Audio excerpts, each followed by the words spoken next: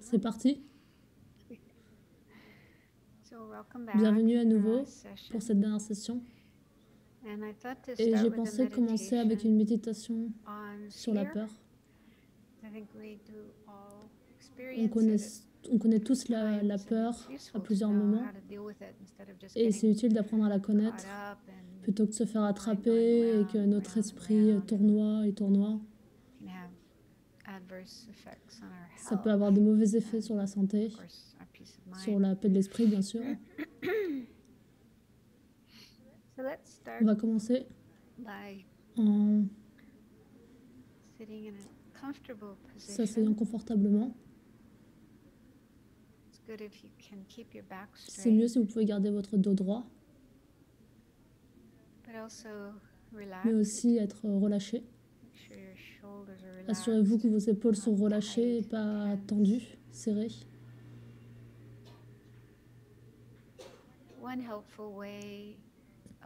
Quelque chose qui peut aider pour être relâché, c'est prendre quelques profondes inspirations. On inspire lentement, aussi lentement qu'on peut. On s'arrête un instant et on expire lentement. Vous pouvez aussi expirer par la bouche, lentement. On fait ça quelques fois avant de reprendre une respiration normale.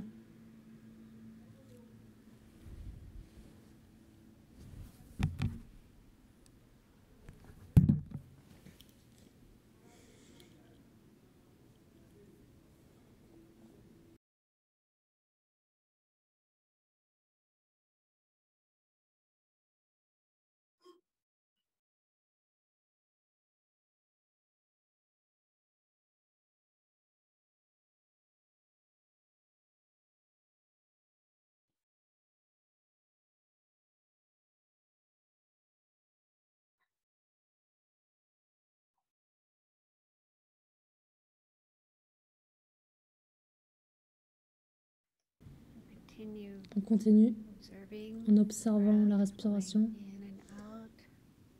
Pendant l'inspiration, l'expiration, pendant quelques instants. Mettez de côté toutes les autres pensées, les souvenirs, les pensées du futur. Soyez dans le moment présent. Maintenant, dans le moment présent, dans l'endroit où on est. Soyez conscient de votre corps, de votre respiration qui entre et qui sort.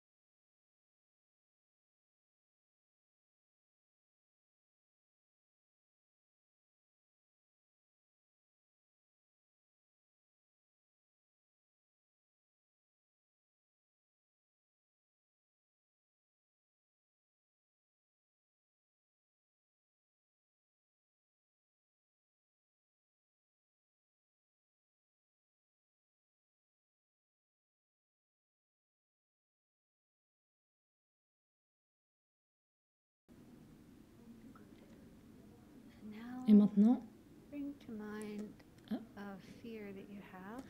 pensez à une peur que vous avez, mais pensez pas à votre plus grande peur. Peut-être vous avez peur de la mort, de la mort. Ne prenez peut-être pas celle-là. Pensez à une peur plus petite. Peut-être que vous avez peur d'être en retard au travail ou que quelque chose d'autre se passe mal.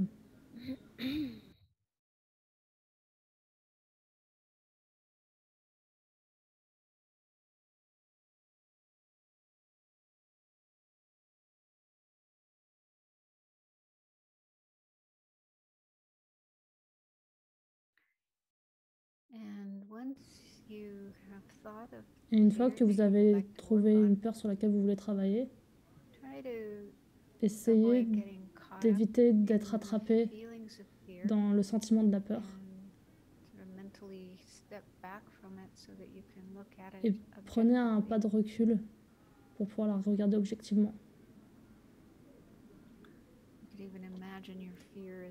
Vous pouvez même imaginer votre peur comme une autre personne, comme un petit enfant avec qui vous auriez une conversation.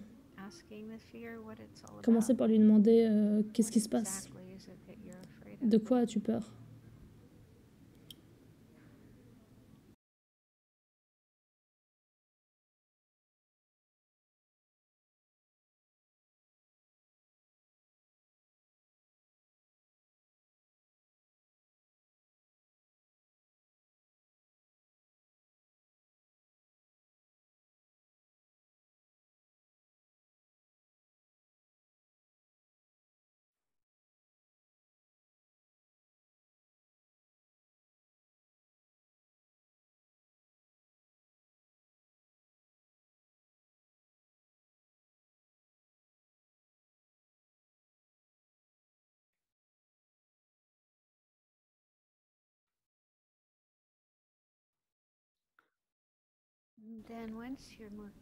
Et une fois que vous êtes un peu plus au clair avec ce dont vous avez peur, demandez-vous quelle est la probabilité que cela puisse se passer, que ça puisse vraiment se passer.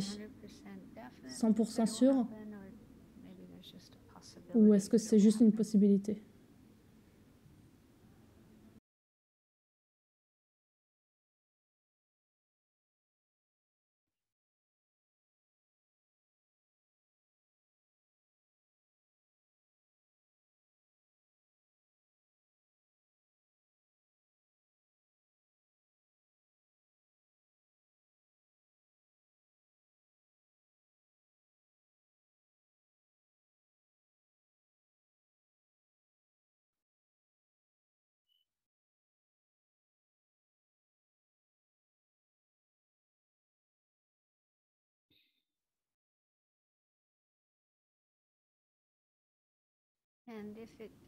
Et si c'est pas certain que ça arrive, mais juste que ça pourrait arriver, alors demandez-vous, est-ce qu'il y a des choses que vous pouvez faire pour faire en sorte que ça n'arrive pas?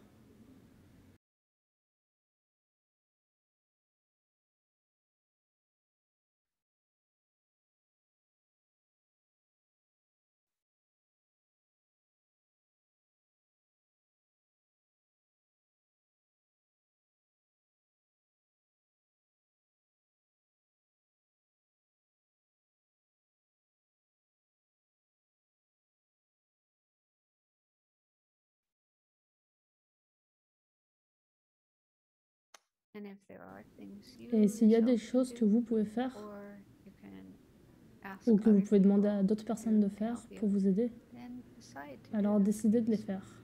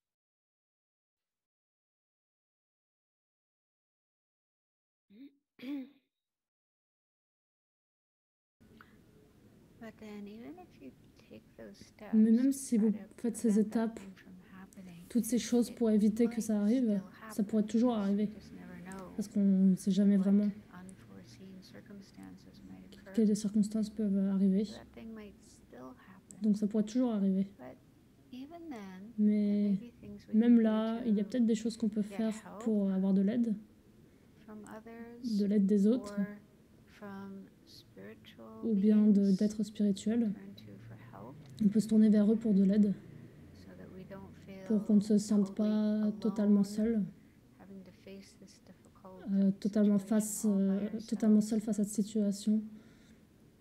So think about that, about what you Donc could do, pensez à how ça. you could draw Qu'est-ce strength que vous pourriez to faire? be able to Quelle force vous face pourriez this difficult tirer pour faire situation face if it does à cette happen. situation difficile si elle arrive?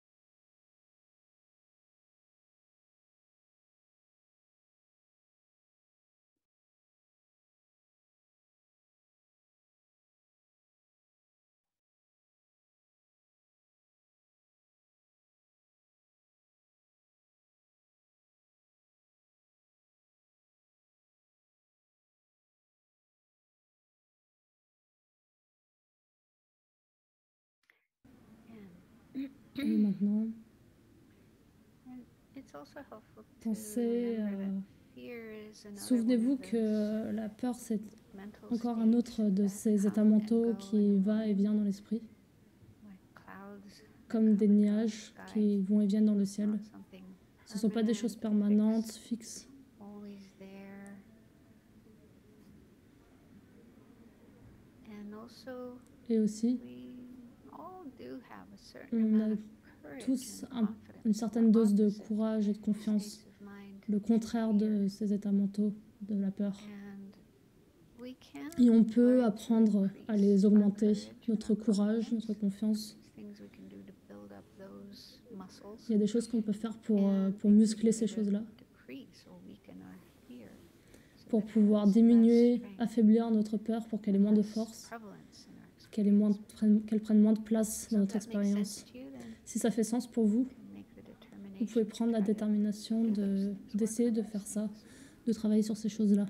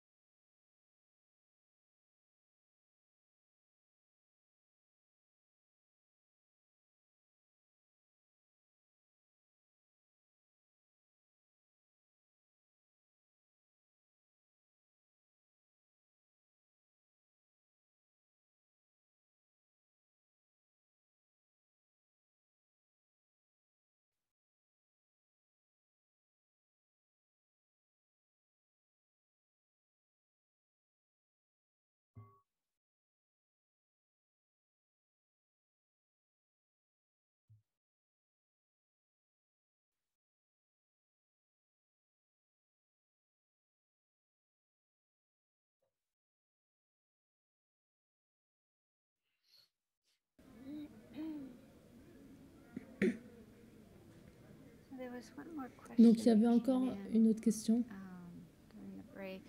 qui est arrivée pendant la pause, qui était liée à la question qui est arrivée plus tôt à propos des maîtres. Donc la question est, est-ce que c'est OK pour moi si je questionne les qualités de mes maîtres aussi? Parce que parfois, je ne sens pas une confiance totale envers eux. Ça, c'est une très bonne question. Et c'est aussi une question difficile. Dans le bouddhisme tibétain, mais aussi probablement dans d'autres formes de bouddhisme, il y a cette idée qu'il faut avoir une foi, une confiance absolue dans le maître spirituel.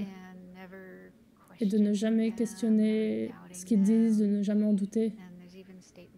Il y a même des choses comme il faut voir tout ce que fait le maître comme pur et parfait. Et dans une certaine mesure, c'est bien d'avoir ces choses-là, d'avoir cette confiance, cette dévotion, plutôt que toujours de la critique, essayer de toujours trouver des défauts. En même temps, ça peut être dangereux. Et en fait, le Dalai Lama dit souvent qu'il n'est pas d'accord avec ce genre d'affirmation, comme il faut voir tout ce que fait le professeur comme pur. Il y a quelques années, quelques dizaines d'années, il a dit que ça pouvait mener à des abus. Des professeurs sans scrupules pourraient en prendre avantage. Et c'est déjà arrivé, surtout dans ces dernières années. Il y a plein d'histoires, plein de cas de maîtres bouddhistes et aussi dans plein d'autres religions.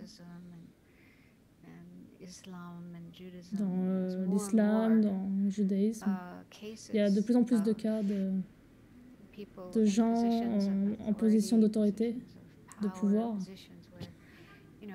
en position où les gens les regardent avec beaucoup de confiance, beaucoup de dévotion, et ils se comportent de manière abusive.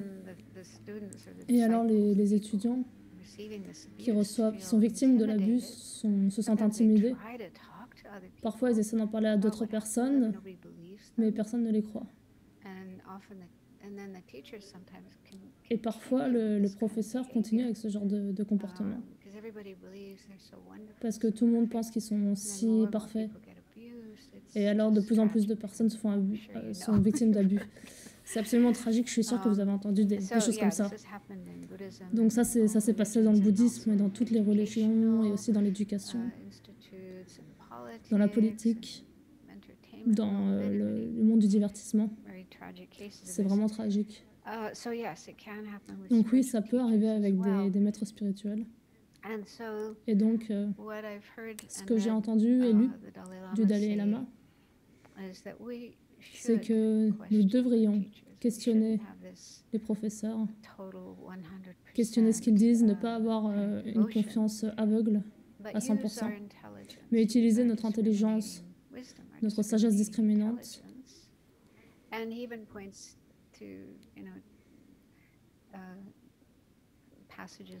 Et il a mis en évidence des passages dans les enseignements traditionnels qui disent ça. Et aussi, il a mentionné la situation de grands maîtres du passé, certains grands maîtres indiens de Nalanda.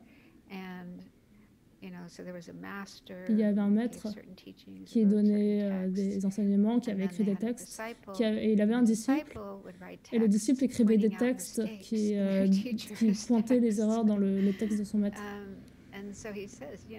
Et il dit, voyez, vous n'avez pas besoin d'être d'accord à 100% avec tout ce que dit le maître.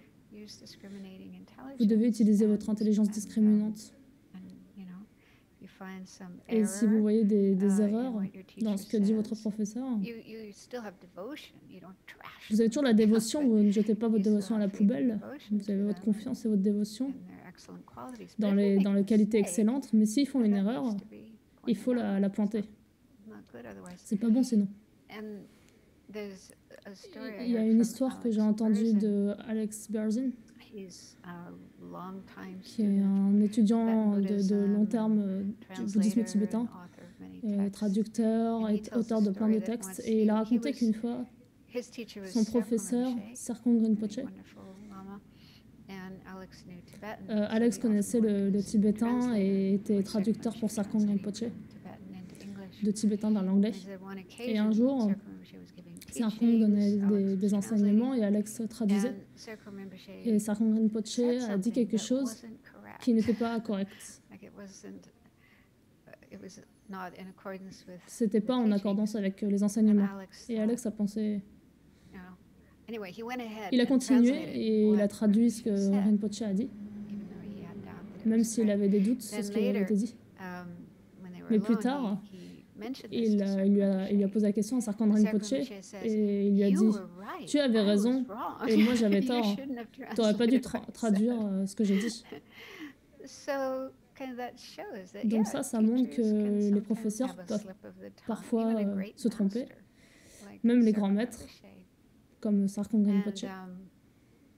Yeah, so and this happened to me Et a ça m'est couple of arrivé times when I quelques fois was aussi. following the Quand je master's suivais le program. Master's Programme, So we had Tibetan teachers, on avait des Tibetan professeurs lamas teaching, tibétains, and des then lamas, translated in et English. c'était traduit en anglais. And I was helping with the Et j'ai aidé transcription, les the transcripts, final edited l'écriture, version of the transcripts of the j'éditais teachings. les versions There were a finales. couple of times Et il y a when the quelques fois teacher où les said professeurs disaient something that quelque was chose contrary qui or était even contraire ou contradictory contradictoire to what it avec, says in the avec les text. textes. And I was just like, Et what do j'étais I là, do about qu'est-ce que je fais this? avec ça? And, you know, should I leave it like Est-ce que je dois that? laisser comme ça? And I think I made a Je crois footnote, que j'ai mis une petite you know, note de bas de said, page this is what the teacher said, qui but dit this is what Lama Sakara voilà ce que le said. professeur a dit, So I mais was voilà ce que really les textes uncomfortable disent. about Et j'étais just très mal à l'aise changing it. avec le fait de But changer then I ça. spoke with Mais another après, of j'ai my parlé avec un teachers, autre de mes great professeurs, lama, un and lama told him formidable, about that. et je lui ai He dit said, ça. no, you Et il should. m'a dit non, You tu should say devrais what's dire ce qui est correct. correct. And, yeah, not if the teacher says Et si un something professeur dit incorrect, quelque you chose should d'incorrect, il change faut le that. changer. So, yeah, this is a quandary we sometimes find ourselves in. One of our teachers that C'est we une have situation great dans laquelle on se devotion trouve to, des fois, un professeur en very qui on a knowledgeable, very énormément de excellent, dévotion, but qui a yeah, une très grande sagesse, they et say parfois something ils disent that's quelque chose not qui n'est correct. pas correct.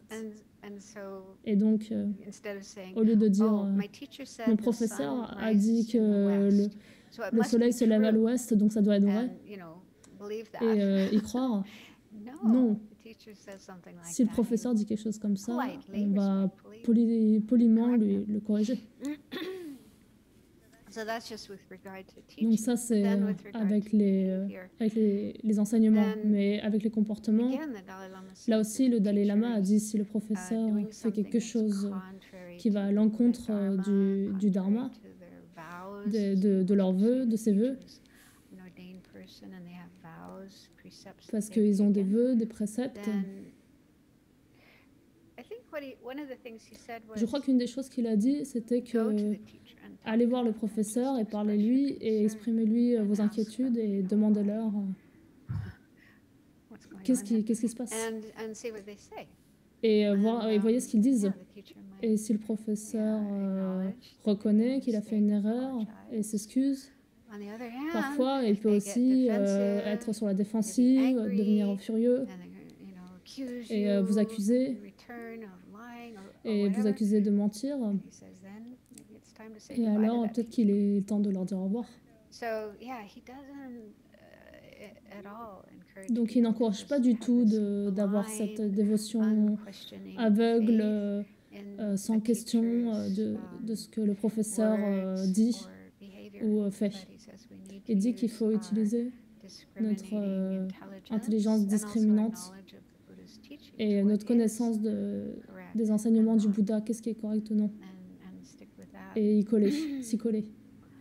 And there's a really excellent explanation by the Il y a Dalai une Lama explication about excellente du Dalai Lama the whole subject of relating to sur le teachers sujet and how to deal de with some comment of on doit these se comporter avec les tricky professeurs et qu'est-ce qui se issues. passe dans ces situations un peu Is there délicates. a French translation Est-ce of qu'il y a une traduction française Foundation de Buddhist Practice, Volume 2? Fondation de la pratique Translated bouddhiste, French? volume 2? Est-ce que ça a été No. traduit en français? Sorry, Non, you would know. Only Volume 1. seulement le premier volume. En fait, il y a cette série de livres que Venerable Chodron, sur lequel Venerable Chodron travaille, sur des enseignements du Dalai Lama et d'autres traditions. Et c'est dans la librairie de Sagesse et Compassion. Et c'est publié par Wisdom Publications. Et là, on en est au volume 7, je crois. On travaille toujours sur les 8 à 10. En tout cas, le volume 2, je crois que le volume 1 est déjà traduit en français. Comment ça s'appelle?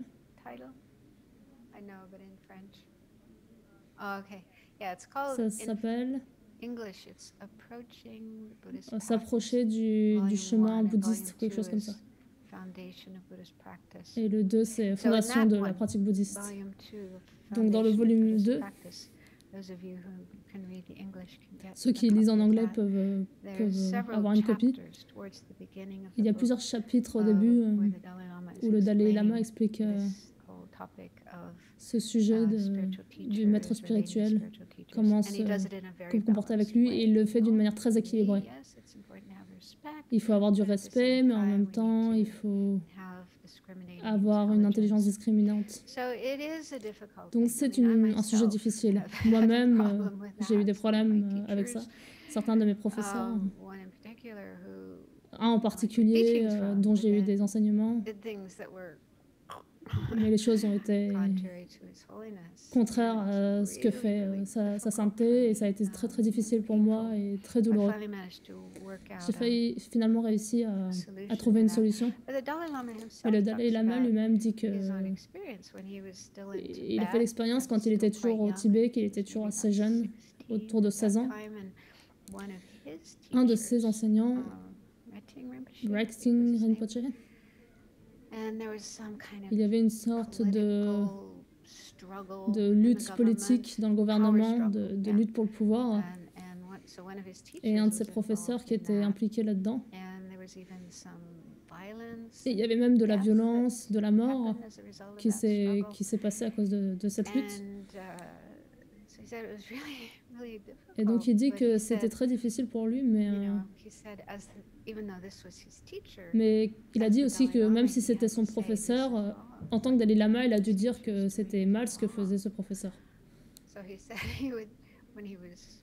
Donc quand il s'asseyait sur son coussin de méditation, il faisait ses prières, ses pratiques, il pensait à ce professeur, il avait beaucoup de dévotion. Et après, en dehors, quand c'était nécessaire, il disait que ce comportement était mauvais. Mais encore une fois, c'est ce qu'on peut faire, c'est blâmer l'action. Cette action, ce comportement est mauvais, mais pas la personne. Toujours avoir de la dévotion envers la personne, mais voir l'action, le comportement comme mauvais. C'est très difficile parce qu'on a tendance à combiner tout ensemble. Cette personne est mauvaise. Cette personne est mauvaise parce qu'elle a fait ça de mal. Mais en fait, si on regarde toutes les bonnes choses, toutes les bonnes qualités, tout ce que cette personne a fait, alors à ce moment-là, on peut maintenir une confiance et de la dévotion, une foi, une appréciation. Il pourrait avoir fait juste une seule chose de mauvaise. C'est pas si grave. Cette action particulière. Il y avait aussi cet enseignement où ils disent que le gourou manifeste, il montre l'aspect de faire des erreurs.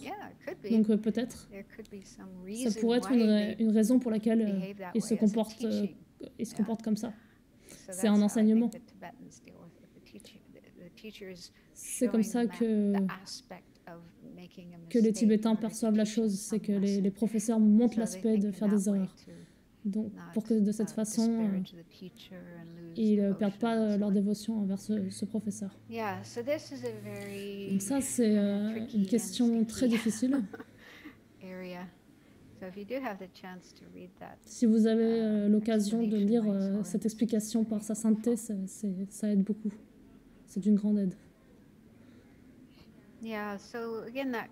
Donc à nouveau, cette question de l'antidote contre la peur qui n'aurait pas de sujet précis, je crois que je n'ai rien d'autre à dire sur la question.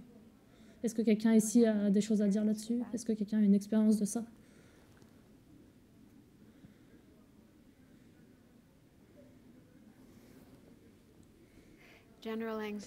Anxiété générale, je ne sais pas, peut-être. Ça pourrait. Ça pourrait être aussi quelque chose d'une vie passée, comme d'après le bouddhisme, ce n'est pas la seule vie que nous ayons eue, on a eu des vies avant. Et donc dans les vies passées, on a dû probablement avoir des mauvaises expériences, des expériences terrifiantes. Et certaines pourraient se prolonger dans cette vie. Et donc on ne comprend pas pourquoi on a cette peur. Par exemple, les phobies. Les phobies sont un peu comme ça. Certains ont des phobies. Des choses qui ils ne comprennent pas pourquoi. Pourquoi ils ont cette peur en particulier. Mais ça pourrait être lié à des vies passées. J'ai rencontré une femme qui disait qu'elle avait une peur des chiens. Mais c'était complètement irrationnel parce qu'elle n'avait jamais eu aucune mauvaise expérience avec des chiens. Et même des tout petits chiens qui ne sont pas vraiment dangereux. Elle était complètement terrifiée. Et elle est allée voir un psychologue qui travaille sur les vies passées et dans lequel avec lequel elle s'est souvenue qu'elle avait elle avait été attaquée dans des vies passées, peut-être même tuée par un chien. Et ça l'a aidé à comprendre pourquoi elle avait cette peur, d'où elle venait cette peur. Elle a été capable de s'en libérer. Donc ça, c'est une possibilité. C'est peut-être une raison pour laquelle on a ces peurs sans savoir d'où elles viennent. Donc les vies passées.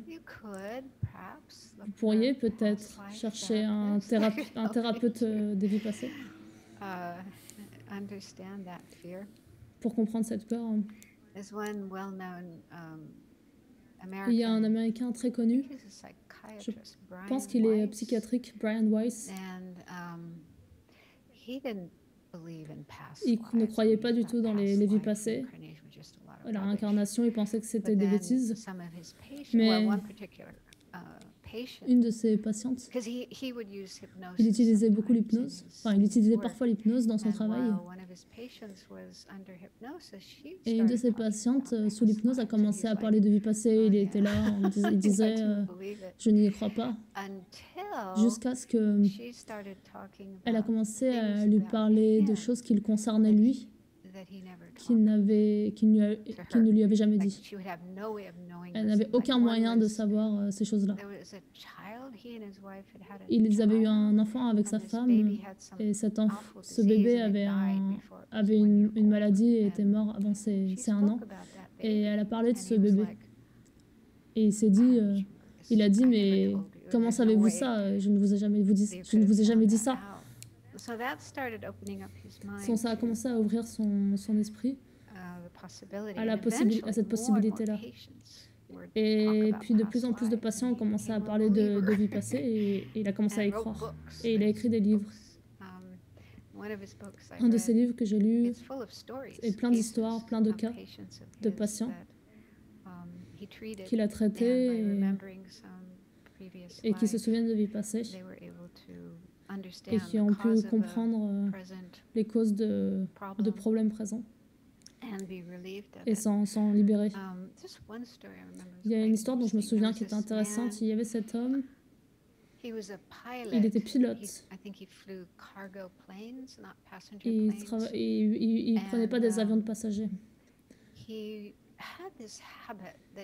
il avait cette habitude qu'il ne comprenait pas.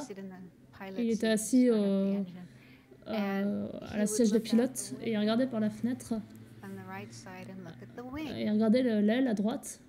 Et il ne savait pas pourquoi il faisait ça. C'était juste automatique. Et la raison pour laquelle il est venu en thérapie, c'est parce qu'il était plein de colère. Il avait cette colère irrationnelle qu'il voulait gérer.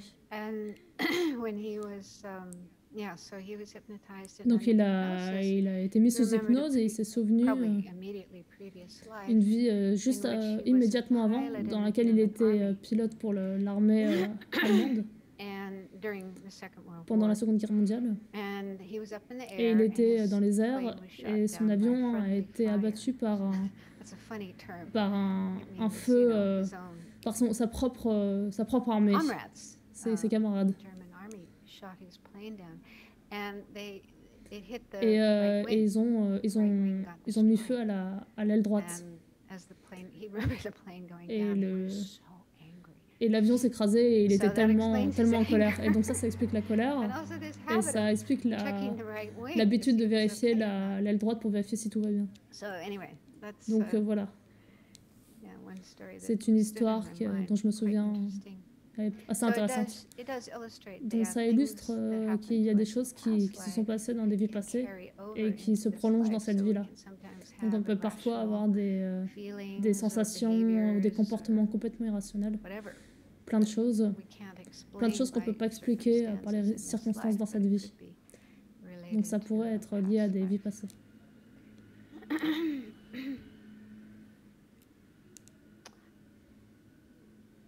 And I think Et je pense que les phobies, that probably explains phobias. je pense que ça peut expliquer les phobies.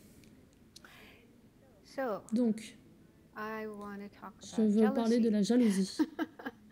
So this is another Ça, c'est une autre émotion qui est feels it perturbante. sometimes. Jealousy Tout le or monde la sent envy. des fois. Jalousie ou l'envie. In English, we have two En words anglais, probably in on a French deux as mots, well, sûrement en and français they can aussi. be On peut sometimes parfois used les interchangeably. interchanger. And this kind of emotion can come up Et ce genre in d'émotion peut arriver dans les relationships. relations. You know, we have a partner On a un or a partenaire, friend or un spiritual ami, un maître teacher, spirituel, and you want et on veut que that person's on veut attention as much as l'attention possible, complète de and cette you feel personne et on jealous se sent jaloux if that person is si cette giving personne donne de attention to l'attention à somebody quelqu'un d'autre. else.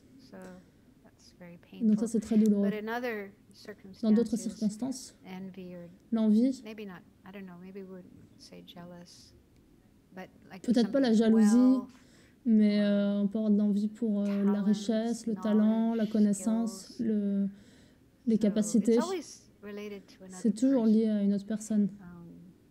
We see somebody On and voit quelqu'un et whether it's true or not, we que ce soit vrai ou feel non, they on a have l'impression something we don't qu'ils ont have, quelque chose qu'on n'a pas, or they have more qu'ils ont plus than que what we nous, have, and we want et on veut ce qu'ils ont.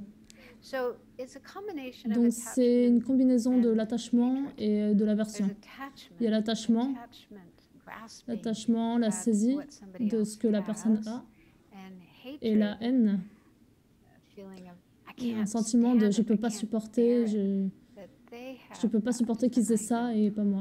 So it's kind of particularly Donc c'est painful. particulièrement douloureux.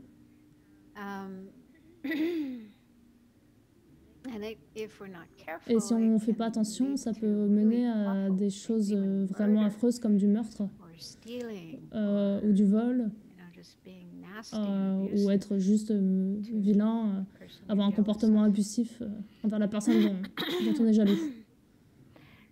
So the Donc antidote l'antidote to this state of à cet état mind d'esprit, is the complete opposite c'est state of l'opposé mind, absolu, which is called rejoicing. c'est la réjouissance.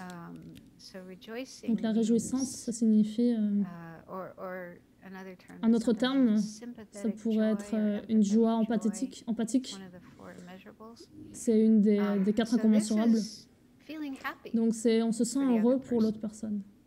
happy that On se they sent heureux qu'ils have aient this nice ces belles thing, choses, they have this nice quality ces belles or qualités, talent, ces ability, talents, they're doing well, happy et for ils them vont bien, rather on est than content pour eux, angry and plutôt hateful. qu'en colère So et we haineux. do sometimes feel that Donc way. parfois on I'm se sent sure comme we ça. can all remember On times when we s'est did tous sentis comme ça feel à un moment. joyful about somebody On s'est else's senti joyeux pour le success. succès de quelqu'un d'autre, Especially surtout Like if you're a si parent, c'est vos parents. and your children have Si some vous êtes nice parents et si vos enfants ont des experience. bonnes expériences, You want them to be happy. You vous love voulez them. qu'ils You soient want them to be heureux, happy. vous So voulez they qu'ils come home from soient... school and tell you about Ils rentrent de some wonderful l'école thing et ils that vous racontent des happened, choses or merveilleuses, got a good grade ils on ont their une bonne report note, card, or they won a prize, et ils ont or gagné un whatever. prix ou quelque chose comme They're ça, so happy, et and ils you sont feel tellement happy contents too. et vous êtes contents aussi.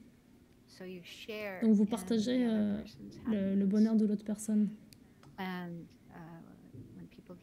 Et quand les gens se marient, si c'est un membre de la famille ou un ami proche et que cette personne se marie, et là on est tellement content pour eux. Enfin, ils sont tellement contents et nous on est contents aussi. Parce qu'on veut que cette personne soit heureuse. Et comme ils sont heureux, on est heureux. Donc on peut tous trouver des moments dans notre vie où on a senti cette expérience de se réjouir, d'être joyeux de ce qui arrive à quelqu'un d'autre. Donc c'est une expérience qu'on connaît. Et on peut augmenter ce sentiment, le cultiver, afin qu'il soit de plus en plus présent. Et comme je disais, c'est une des 4 incommensurables, la prière qu'on a dit au début. Et donc, on peut méditer et délibérément cultiver cet état d'esprit. Ou alors, on pourrait juste le faire sur le moment, dès qu'on voit quelqu'un d'heureux, des enfants qui jouent dans la cour, et se dire « Ah là là, je suis tellement content qu'ils soient contents ». Ou alors on voit des gens qui se marient, même si on ne les connaît pas, on peut se sentir heureux pour eux. Et aussi dans le contexte spirituel, parce que la jalousie peut arriver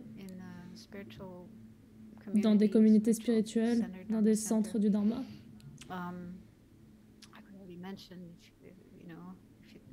J'ai déjà donné l'exemple, si par exemple le professeur donne de l'attention à quelqu'un d'autre ou que quelqu'un d'autre devient proche du professeur, du maître, alors la jalousie peut arriver, peut monter.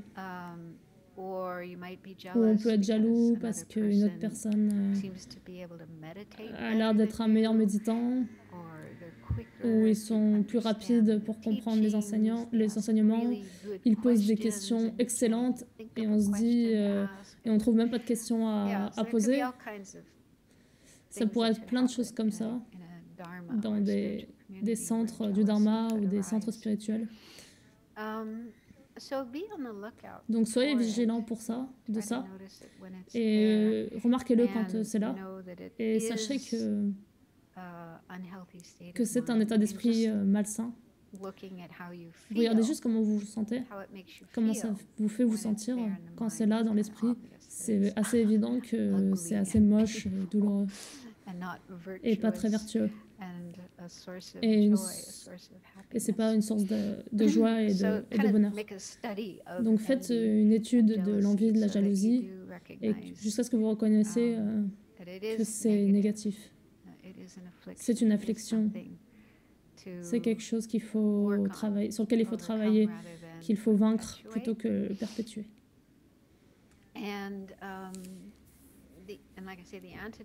Comme je disais, l'antidote, c'est l'esprit opposé, se sentir heureux pour l'autre personne.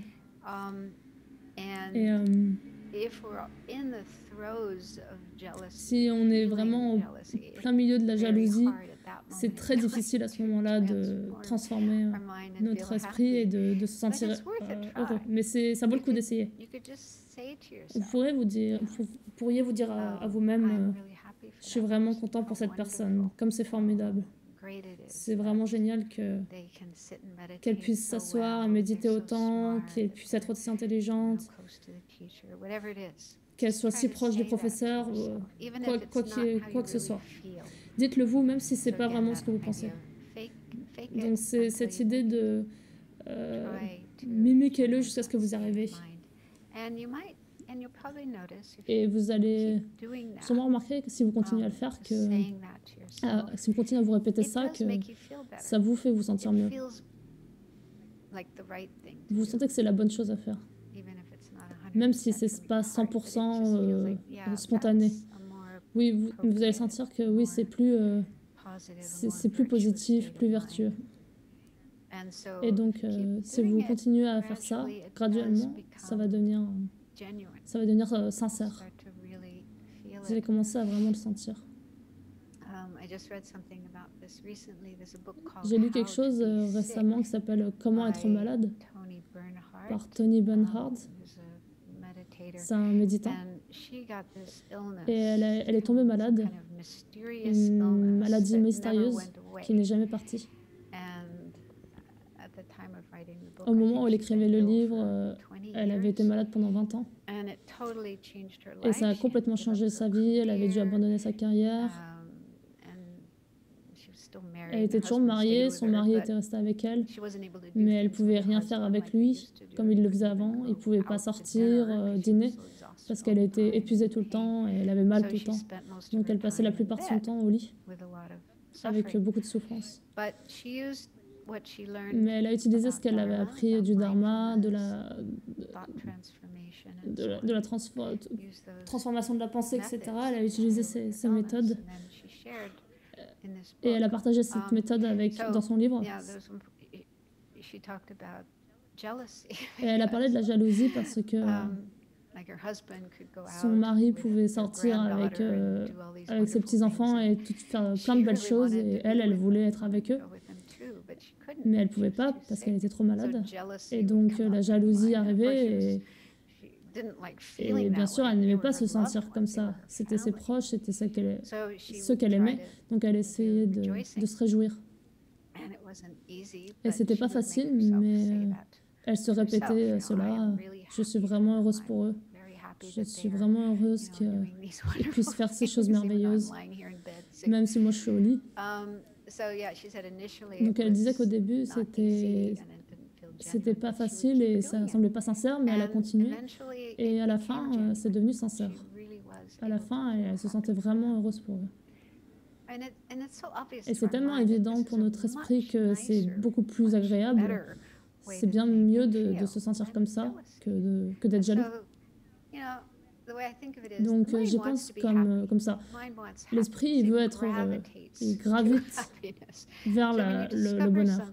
Donc quand vous découvrez quelque chose qui vous rend heureux, par rapport à cette chose qui est si douloureuse, et bien naturellement, l'esprit va vouloir aller dans cette direction.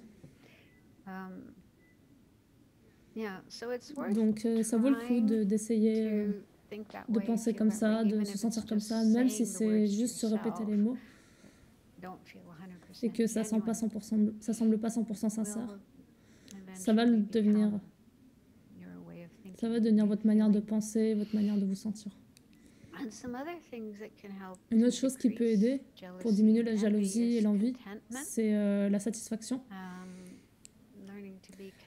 Apprendre à se sentir satisfait de ce qu'on a. Parfois, on pense que tout est acquis. On a beaucoup de choses.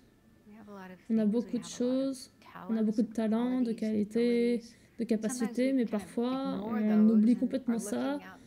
On ignore ça et on regarde ce qu'ont les autres et on se sent dissatisfait.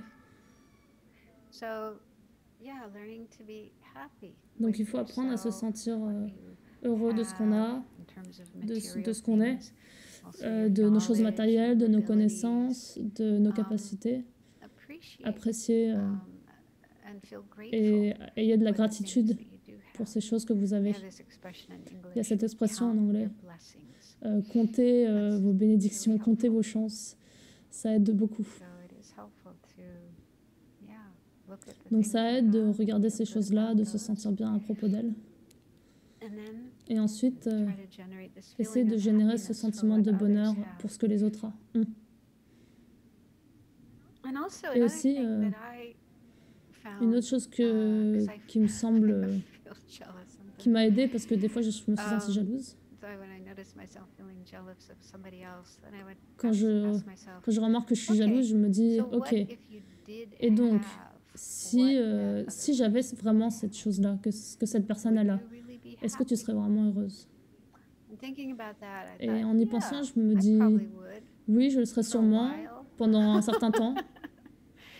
Et ensuite, si j'ai cette tendance à être insatisfaite avec ce que j'ai et jalouse de ce que l'autre a, et bien, tôt ou tard, je vais remarquer que quelqu'un d'autre a encore plus. Et là, je me sentirai à nouveau insatisfaite. Encore une fois, c'est comme un cycle. J'ai pas assez, je veux ce que cette personne a. L'herbe est toujours plus verte chez le voisin. C'est une tendance humaine. de regarder les autres et de faire des comparaisons avec les autres, avec ce qu'ils ont, ce qu'ils peuvent faire, ce que leur corps, à quoi leur corps ressemble, à quoi ressemble leur esprit. C'est un peu une chose automatique qu'on fait. Et donc, je trouverai de plus en plus de personnes qui ont des choses que j'ai pas, donc il n'y a pas de fin. Vous trouverez jamais de satisfaction si vous continuez à suivre cette tendance. Donc, je trouvais que ça m'a beaucoup aidé de réaliser ça.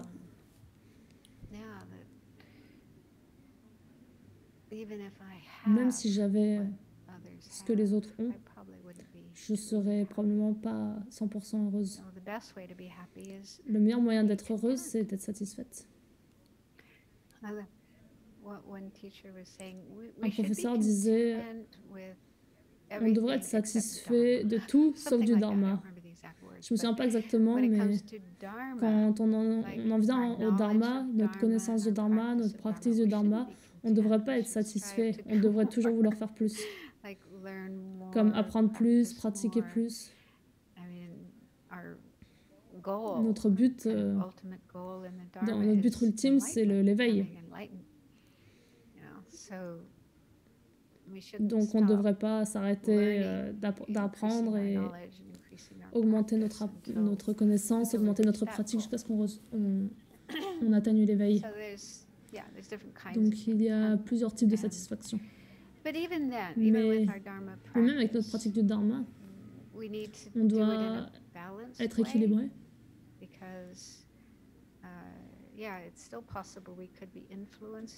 Parce qu'on pourrait être influencé par la jalousie. Si quelqu'un sait plus que nous, et alors on se pousse, faut que je sache autant que elle. Et ça, c'est pas si sain. C'est bien d'avoir le souhait, l'aspiration, de savoir plus, de faire plus en termes de pratique. Mais il faut aussi reconnaître nos limites. Il y a des personnes qui ont des esprits incroyables et ils peuvent apprendre. Et ils peuvent apprendre le tibétain, le sanskrit, le pali, tout traduire et être des interprétateurs et avoir cette connaissance incroyable. Et ils ont probablement créé les causes pour ça dans des vies passées. Et ça, c'est le mûrissement de ces choses qu'ils ont créées dans des vies passées. Et nous, peut-être qu'on n'a pas fait ces choses-là. On n'a pas ce karma-là, on n'a pas ces capacités. Et on n'a pas les capacités de faire ce qu'ils font.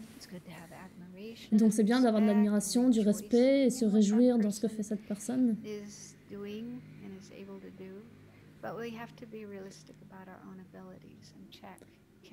Mais il faut regarder nos propres capacités et se demander est-ce qu'on peut faire? Est-ce que vraiment je peux le faire? Ou est-ce que c'est au-dessus de mes capacités? Et pareil avec les retraites, il y a des personnes qui vont en retraite pendant des années et qui se débrouillent très bien dans leur pratique et qui ont des réalisations. Mais c'est bien d'essayer. C'est bien d'essayer de faire ces pratiques et d'avoir ces réalisations, mais peut-être qu'on n'a peut-être pas les mérites suffisants. Le karma pour être capable d'avoir les mêmes résultats que cette personne. On va peut-être juste faire un burn-out. Donc il faut être équilibré, avoir l'aspiration, le souhait d'apprendre plus, de faire plus, de progresser sur le chemin, mais pas dans le sens de comparaison avec quelqu'un d'autre, ou d'essayer de faire la même chose que quelqu'un d'autre, ou de faire plus que les autres. Ce n'est pas une course. Le chemin sur la voie n'est pas une compétition, n'est pas une course. Il faut être gentil avec nous-mêmes, être en contact avec nos capacités, ce qu'on peut faire, ce qu'on ne peut pas faire, et se satisfaire de ce qu'on peut faire.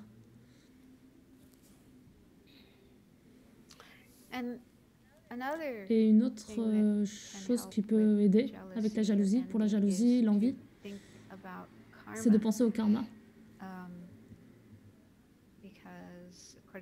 Parce que selon le bouddhisme, ce dont on fait l'expérience dans cette vie, tout le monde, c'est le résultat du karma créé dans le passé. Donc quelqu'un, ça se passe très bien pour lui, il est intelligent, il a plein de capacités, il est riche, plus que nous. Et bien ça, c'est parce qu'il a créé les causes. Il a créé les bonnes actions, le bon karma, pour pouvoir faire ces expériences. Ça a pu être fait dans des vies passées, mais même dans cette vie-là. Parfois, il y a des gens qui travaillent juste très dur. Ils font beaucoup de choses et ils arrivent là où ils en sont. Et donc, si on n'a pas autant qu'eux, eh ben, c'est peut-être parce qu'on n'a pas créé ces causes-là, ces causes karmiques-là. Donc, penser en termes de karma peut aider à expliquer pourquoi certaines personnes ont plus, sont meilleures que nous.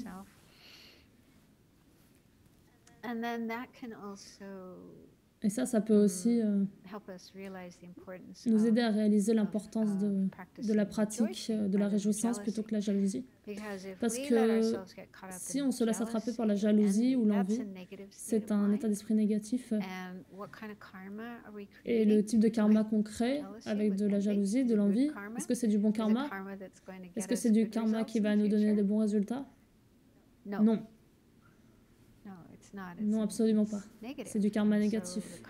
C'est négatif, donc le karma est négatif et ça va apporter plus de problèmes dans le futur. Ça ne nous amènera pas dans la direction dans laquelle on veut aller. Alors que se réjouir, sentir de la joie, se réjouir, se sentir heureux pour l'autre personne, ça c'est vertueux, ça c'est un état d'esprit positif. Ça veut dire qu'on crée du karma positif et qu'il y a des plus grandes chances qu'on puisse arriver quelque part, qu'on puisse accomplir nos objectifs et qu'on puisse faire mieux dans le futur. C'est quelque chose qui m'a aidé de penser à ça. Il y a des causes et des conditions, il y a des raisons pour lesquelles on est aussi disparate. Tout ça, c'est le karma. Donc on veut faire mieux dans le futur, on veut avoir plus de qualité, et pour ça il faut créer les bonnes conditions karmiques, les bonnes causes karmiques, pardon. Donc voilà ce que j'ai à dire sur l'envie et la jalousie. Il y a une dernière chose dans laquelle je voulais parler, et c'est la dépression. Et ça, encore une fois, c'est pas quelque chose qu'on trouve dans les écrits bouddhistes traditionnels, mais c'est très très commun en Occident. Beaucoup de gens en souffrent.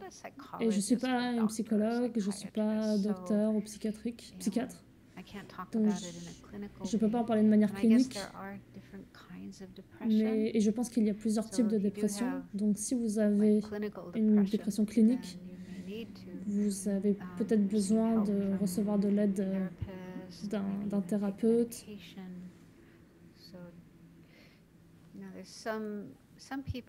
Il y a des gens dans le bouddhisme qui pensent vous n'avez pas besoin de docteur, vous n'avez pas besoin de médecin, tout peut être guéri avec la méditation.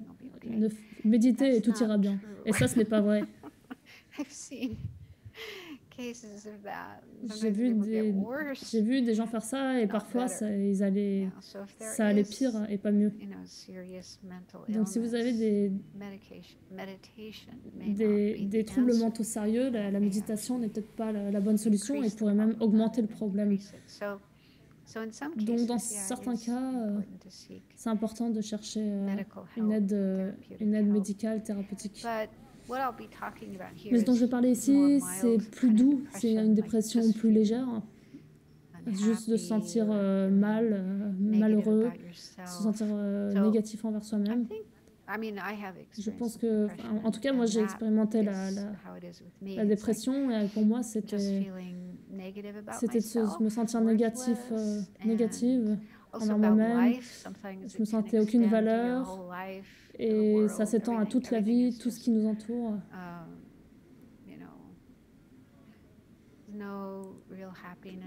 On a l'impression qu'il n'y a aucun bonheur nulle part, qu'il n'y a rien de positif. Tout est gris, sombre. Et ça, c'est plein de pensées comme ça. Donc une chose qui peut aider, c'est, comme on a fait avec la peur, de prendre un pas de recul de ce que votre esprit vous dit et de regarder à ces affirmations. De regarder ces affirmations et regarder quelles pensées sont impliquées dans la dépression. Qu'est-ce que ces pensées, elles disent? Et après, faire une vérification de la réalité, voir si c'est vrai ou pas.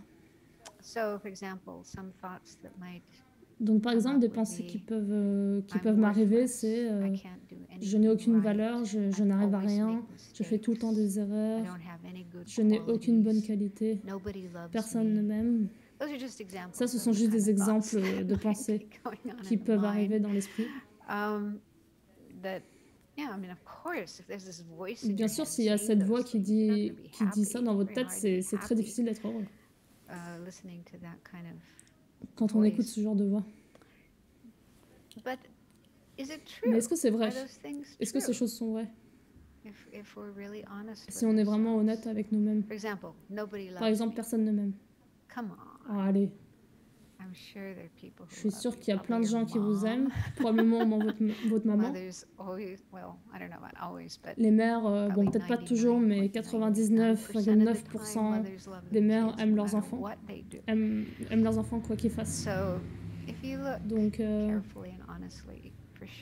si vous observez attentivement et honnêtement, vous allez sûrement trouver au moins une personne qui vous aime et probablement plus. Il y a sûrement des gens qui voient de la valeur en vous et qui vous aiment et qui voient vos bonnes qualités. Donc celle-là, elle est assez facile à éliminer. Et le Bouddha vous aime. Ceux d'entre nous qui sont bouddhistes, plein de Bouddhas en fait, plein de Bouddhas, de Bodhisattvas, ils aiment tout le monde. Ils aiment Poutine, Hitler, tous les terroristes. Il n'y a personne qui n'aime pas. Donc il y a des êtres qui vous aiment. Et puis après, il y a je ne peux rien faire, je n'arrive à rien, je fais toujours des erreurs, je n'ai aucune valeur, je suis inutile. Bon, si vous regardez attentivement, il y a probablement des listes. Vous pouvez faire une liste de choses que vous avez fait bien. Peut-être que c'était pas aussi bien que ce que d'autres gens ont fait, mais vous avez fait des choses. Vous êtes capable de faire des choses. Faire la vaisselle déjà. Faire la cuisine, nettoyer les toilettes. Ce sont des choses qui ont de la valeur, des choses importantes. Si personne ne nettoie les toilettes, ça va pas. Donc on a tous des capacités. On a tous des choses qu'on peut faire. Donc là encore, ça peut être une histoire de comparaison avec les autres. Ah, je suis pas aussi fort que lui. Elle peut faire ça et pas moi. Et là, il faut s'observer de manière réaliste, reconnaître nos talents, nos capacités, nos réussites. Parce qu'elles sont là. Peut-être qu'on les ignore, peut-être qu'on les diminue, mais... Donc c'est important d'apprécier ces choses-là et de se sentir bien envers soi-même. Donc ça, c'est des exemples de comment on peut regarder nos pensées, toutes ces pensées qui tournoient quand on est déprimé, et reconnaître que ce ne sont pas des pensées réalistes. Et aussi dans le Lamrim, les étapes de la voie vers l'éveil, il y a une méditation sur la précieuse renaissance humaine. C'est basé sur des enseignements du Bouddha où il a dit « Être né en tant qu'humain, c'est absolument merveilleux, c'est extrêmement précieux. » En particulier si vous avez l'occasion d'apprendre le Dharma, de rencontrer les enseignements du bouddhisme. Donc l'idée, c'est que chaque être humain est précieux en fait. Tous les êtres sensibles ont le potentiel de devenir un Bouddha et va devenir un Bouddha un jour. On a tous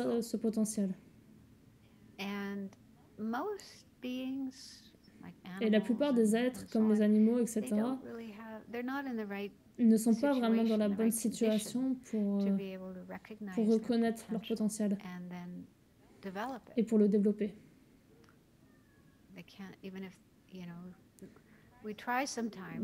On essaie parfois, on a des animaux dans la pièce et on leur fait écouter des enseignements du Dharma, mais ils ne comprennent pas. Ils s'endorment ou ils se battent avec les autres. Donc, quand on est un animal, on n'a juste pas la capacité mentale de comprendre les enseignements.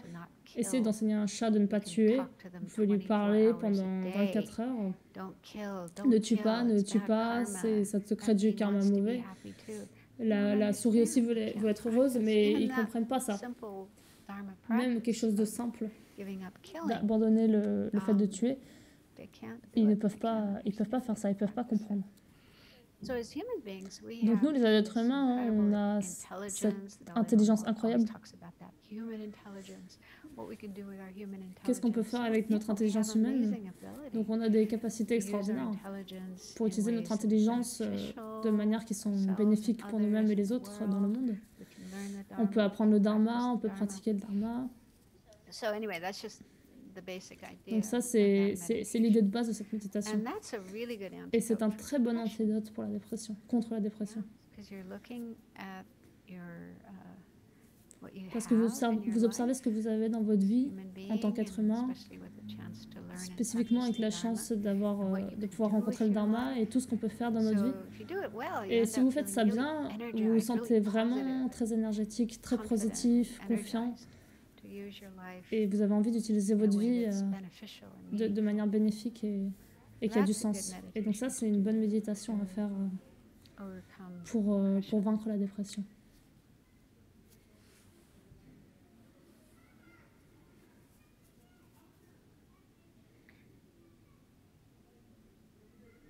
Et puis j'ai parlé aussi de ces pensées, ces pensées critiques qui vous font vous sentir déprimé. Elles sont temporaires, c'est comme des nuages dans le ciel, elles ne sont pas permanentes. Donc comprendre ça aide beaucoup. Et vous n'avez pas besoin de les croire. Vous avez le choix de dire non, je ne vais pas t'écouter. Je ne crois pas en toi. Je vais penser de manière positive à la place. Et oui, ne vous identifiez pas avec elle. C'est des choses que j'ai déjà dit avant, mais qui peuvent s'appliquer à la dépression. Et aussi l'altruisme. La dépression, elle est très égocentrique. C'est tout à propos de moi, pauvre moi, c'est ma faute, mes défauts, mes erreurs. Donc tout est à propos de moi. Le plus on s'entraîne à penser aux autres, se concentrer sur les autres, avoir de la compassion, de l'amour, de l'altruisme, avoir envie d'être bénéfique aux êtres et faire des choses qui sont bénéfiques aux êtres, ça nous porte vraiment vers le haut.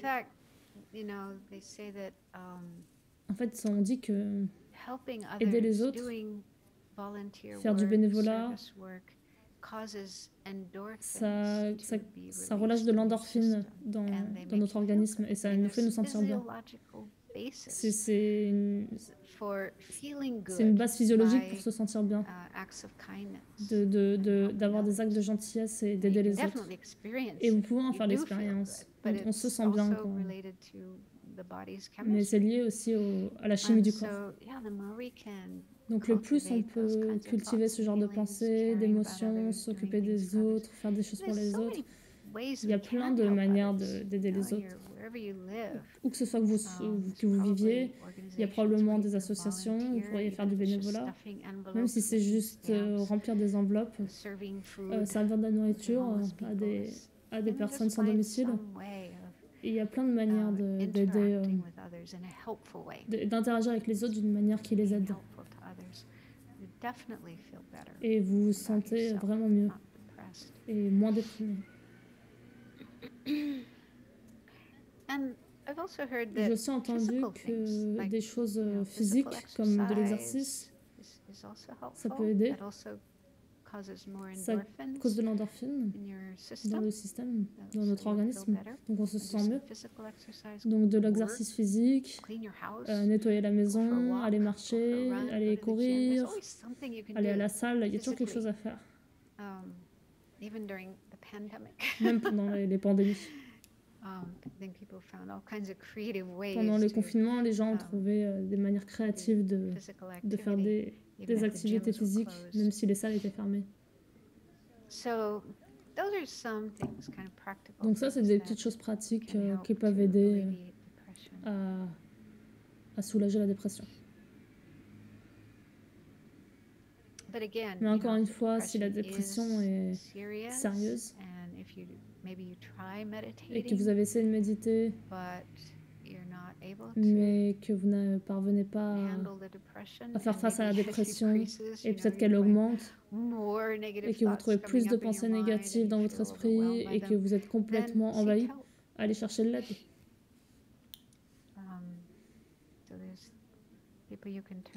Et il y a des gens qui peuvent vous aider, des maîtres spirituels, des thérapeutes, etc.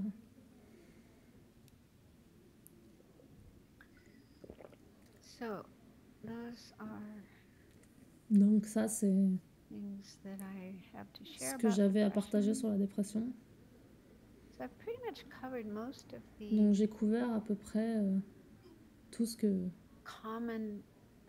toutes les choses les plus communes, les émotions...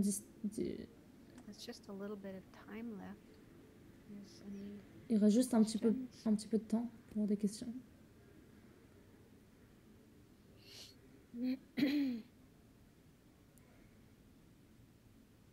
Les émotions perturbatrices.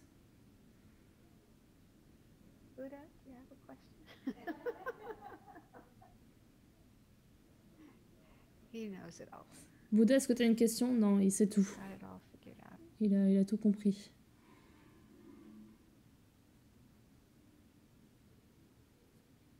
Ah oui, hier, quelqu'un a demandé une bibliographie. J'ai fait une liste partielle de livres que je connais qui contiennent des informations sur les émotions perturbatrices. Donc il y a une liste en anglais. Et j'ai envoyé une copie à Arnaud. Et il a fait des recherches pour savoir lesquels étaient en français.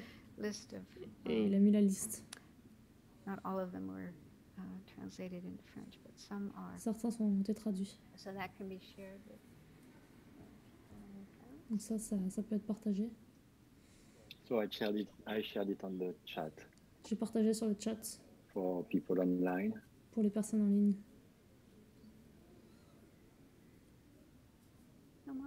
Pas de questions? Donc ça signifie que tout était parfaitement clair? I guess so. J'imagine, oui.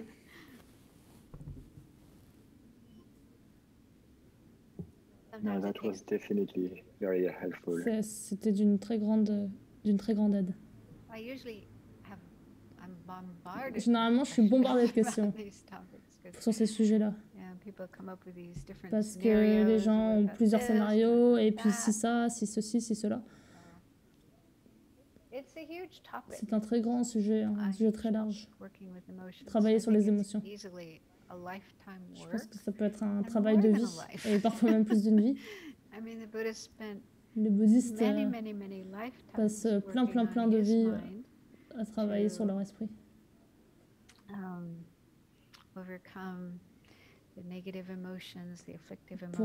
Pour vaincre les émotions négatives, les états d'esprit négatifs et développer les états d'esprit positifs. Donc oui, c'est beaucoup de travail pour faire advenir cette transformation de l'esprit.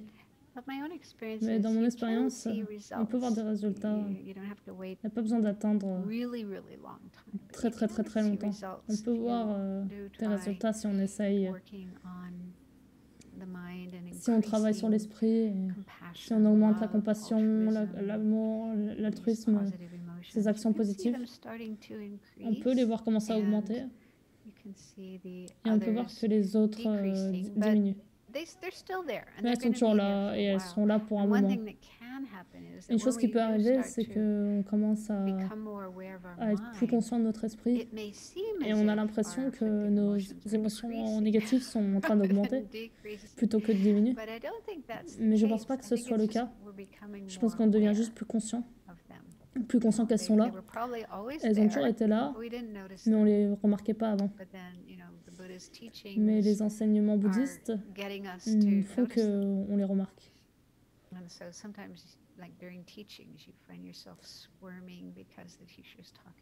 Et parfois, l'enseignant, il parle de quelque chose qui se passe dans notre esprit et vous saviez que c'était là, mais vous l'ignorez un peu, vous c'est comme si c'était pas là, et puis là, le professeur en parle et vous êtes là à vous dire « Oh là là ».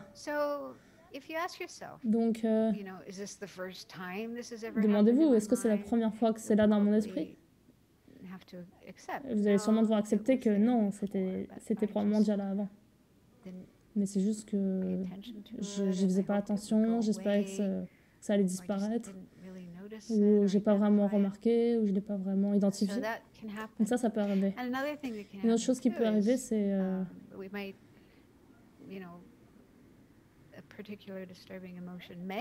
il peut avoir eu une émotion perturbatrice, mais elle était très profonde et on ne l'avait pas spécialement remarquée. Et à un certain moment, ça devient plus manifeste et là, on la remarque. Donc c'était probablement déjà là, mais beaucoup plus profondément. Et donc on ne l'avait pas remarqué. Donc ne soyez pas surpris si ça arrive. Ne vous dites pas c'est complètement nouveau, ce qui se passe dans mon esprit, ça ne s'est jamais passé avant. C'était probablement déjà là avant. Peut-être pas dans cette vie, mais dans des vies passées. Et peut-être que vous n'aviez pas encore rencontré les circonstances pour que ça se manifeste. Venerable, because you opened the door for questions, I got two more. J'ai deux questions. Peut-être une ici et une là-bas. Je pense que dans notre monde, on peut avoir tout ce qu'on veut assez vite.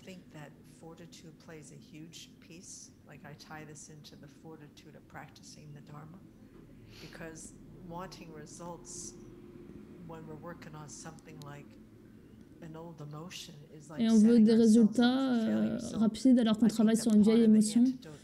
Et ça peut mener à rien. Donc je pense qu'un antidote, c'est d'accepter qu'on est là pour un long chemin. Et on se donne la force intérieure de traverser ça encore et encore et encore.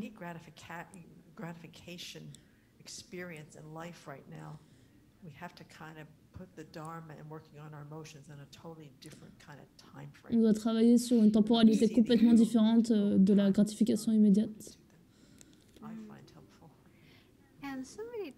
Et quelqu'un m'a dit un jour que quelque chose qu'ils ont entendu d'un thérapeute occidental, quelque chose comme l'esprit est rapide et le cœur prend du temps à suivre. Et je me suis dit oui, intellectuellement, on comprend. Ah oui, ces émotions négatives, elles sont destructrices, je veux les arrêter. Mais le cœur, là où tout se passe, ça prend du temps à changer. Et les Tibétains le disent aussi, les lamas tibétains. Ils disent cette chose merveilleuse, générer des états mentaux positifs, c'est comme pousser un énorme rocher sur une montagne, mais avoir des états d'esprit négatifs, c'est comme lâcher le rocher sur une pente. Donc ça prend beaucoup d'efforts de générer de la gentillesse, de la compassion, de la patience. Mais pour ce qui est d'être en colère, ça ne prend aucun effort, c'est assez immédiat. Il n'y a rien à faire pour le générer. Donc d'entendre ça des lamas tibétains qui a eu le bouddhisme dans leur culture depuis très longtemps. Ils ont eu cette expérience, ils savent que ça prend du temps. Lama Yeshe disait, il se moquait un peu de nous, il disait « Ah, vous les Occidentaux, vous avez le café instantané, l'argent instantané de la machine, le dîner instantané du micro-ondes, et donc vous vous dites éveil instantané, résultat instantané de la pratique, mais en fait ça marche pas comme ça, mais ça prend du temps. » Donc ensuite,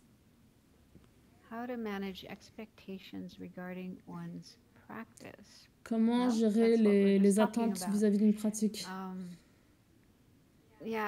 C'est ce qu'on vient de dire en fait. Il faut de l'équilibre, ça prend du temps d'apprendre à faire ça. Il faut avoir de l'énergie de manière consistante, constante. Les Tibétains ils disent la manière de pratiquer devrait être la manière dont un éléphant marche. Bon, nous, on n'a pas beaucoup de chance de voir des éléphants, mais ils marchent lentement, mais ils peuvent aller très loin. Voilà, au même rythme. Ils peuvent marcher toute la journée. À l'opposé, on ne devrait pas être comme un lapin. Les lapins, ils courent extrêmement vite, ils s'arrêtent. Après, ils vont ailleurs, ils s'arrêtent. Ils sont un peu partout. Ils s'éparpillent. Donc on ne devrait pas être comme ça dans notre pratique. Des fois, on a des poussées d'énergie, on pratique beaucoup, et puis après, on s'épuise et on ne fait plus rien pendant des mois. On ne devrait pas être comme ça. On devrait être comme l'éléphant, lentement, constant. Continuez à faire la pratique, au moins un petit peu chaque jour. Lama Yeshe disait, même juste 5 minutes de méditation. Si vous pouvez faire plus, c'est mieux, mais 5 minutes tous les jours, lentement, de manière constante, et vous continuez. Et là, vous aurez des résultats. Essayez de n'avoir aucune attente, c'est ce que disait Lama Yeshe aussi. N'ayez aucune attente. Parce que parfois, on médite en se disant on va avoir des visions, on va apprendre à voler, avoir toutes ces choses fantastiques, mais c'est absolument pas le but. J'aime beaucoup aussi quand il disait le moyen de savoir si votre pratique se passe bien, si ça avance dans la bonne direction, c'est d'observer votre façon de vous comporter avec les autres. Comment vous vous sentez avec les autres? Êtes-vous plus gentil? Avez-vous plus de compassion? Avez-vous plus de considération? Est-ce que vous blessez moins les autres? Est-ce que vous êtes moins égoïste? Si ça se passe, votre pratique se passe bien. Si vous êtes plus impatient, en colère, agressif, que vous avez plus de problèmes, il y a quelque chose qui ne va pas. Donc ça montre que le vrai but de la pratique, c'est d'améliorer nous-mêmes en tant qu'être humain, nos relations avec les autres, et pas d'avoir ces expériences fantastiques.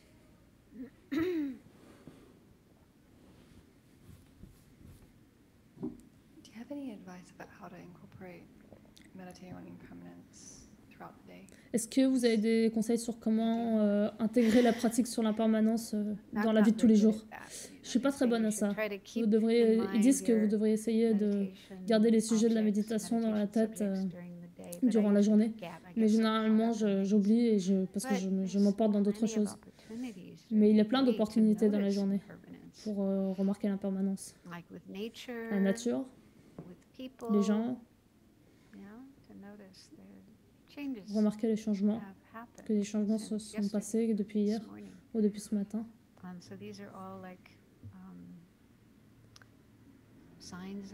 Et ça, ce sont tous des signes de l'impermanence.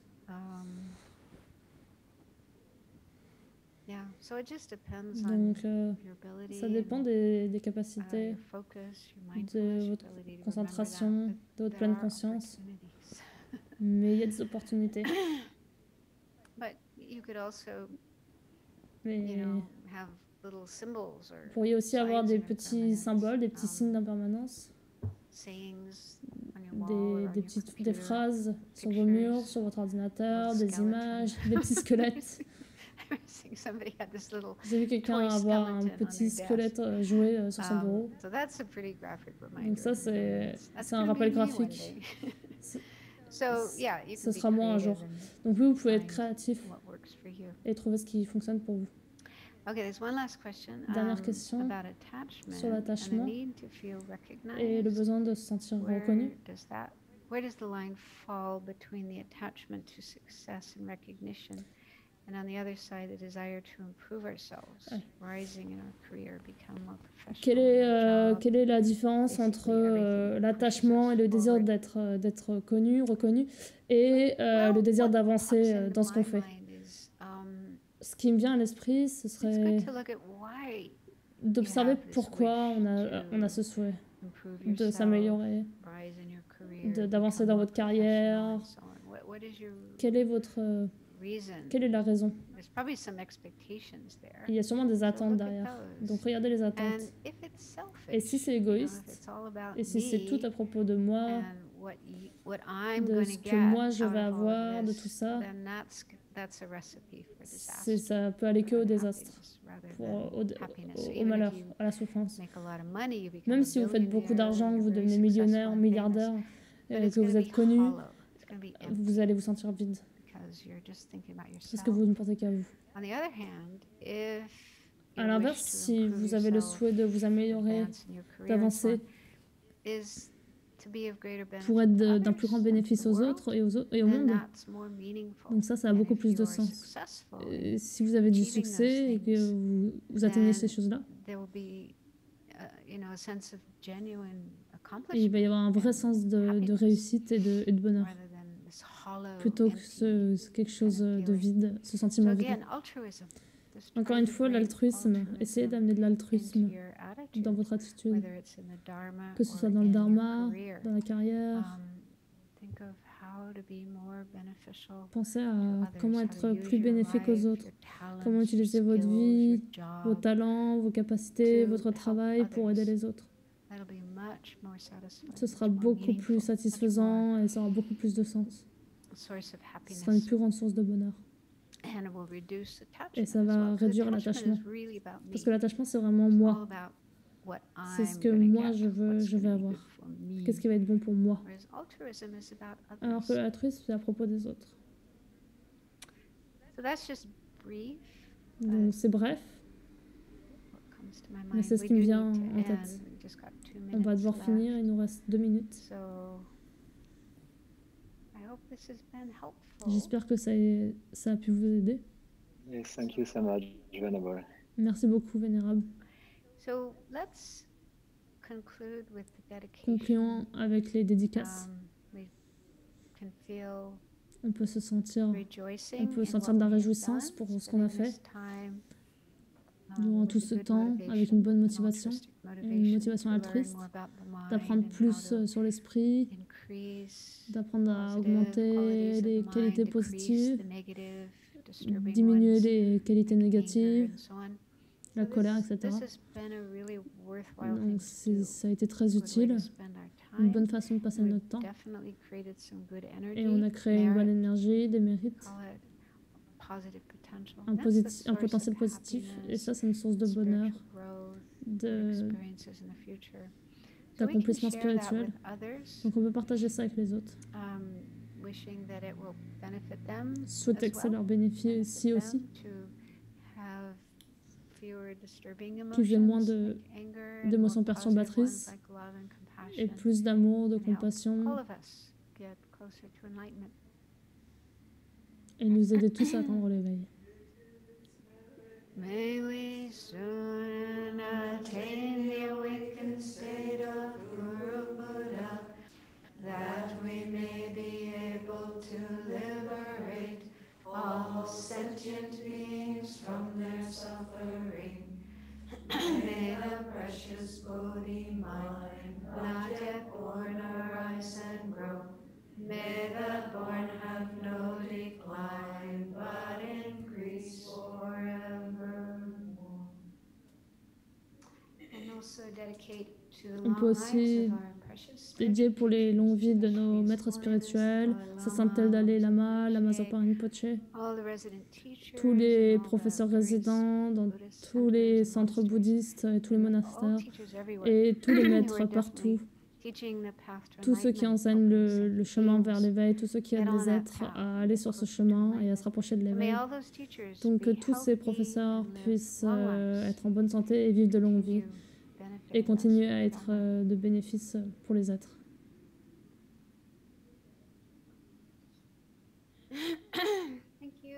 Merci. Au revoir. Au revoir.